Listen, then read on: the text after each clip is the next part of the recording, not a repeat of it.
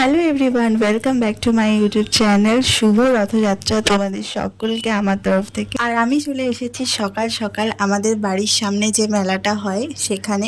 আর এসে দেখে এখনো পর্যন্ত রথ টানা শুরু করেনি। অন্যান্য বছর সকাল সকালই করে দেয়, এবছর একটু লেট হয়েছে। তো ফার্স্টেই তো আমরা চলে এসেছি আমাদের রাজবাড়িতে।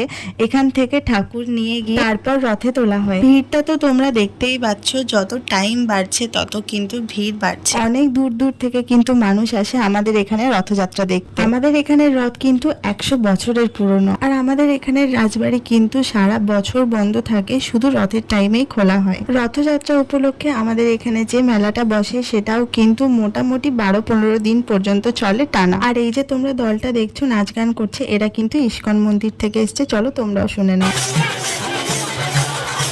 কালকে পর্যন্ত আমাদের এখানে কিন্তু বৃষ্টি হয়েছে প্রচন্ড, আর আজ থেকে এত গরম দিয়েছে, প্রচন্ড অবস্থা খারাপ সকলের। তো ওখান থেকে বেরিয়ে পড়লাম আমরা তাড়াতাড়ি, কারণ অ্যানাউন্স করছিল যে রথ এক্ষুনি টানা হবে। আমার পেছনে তোমরা দেখতে পাচ্ছ যে দোকানগুলো বসেছে, অলমোস্ট 80% কিন্তু বন্ধ আছে, কারণ সকালে যখন রথ টানা হয় যাতে কারোর কোনো প্রবলেম না হয় সেই জন্যই দোকানগুলো বন্ধ থাকে। বাকি যতদিন মেলা চলে আমাদের এখানে কিন্তু সকাল থেকে রাত পর্যন্ত মেলা খোলা থাকে। ওই যে দেখতে পাচ্ছ দূরে রথ কিন্তু আমাদের সামনের দিকে এগোতে শুরু করে দিয়েছে।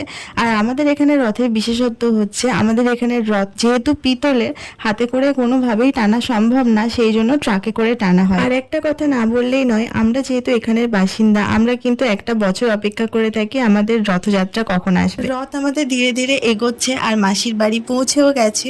তো চলো আমরাও এবার যাব বাড়ি। আর আমার আজকের ব্লগটা কেমন লাগলো সেটা আমাকে কমেন্টে জানিও। দেখা হবে পরের একটা ব্লগে। টাটা।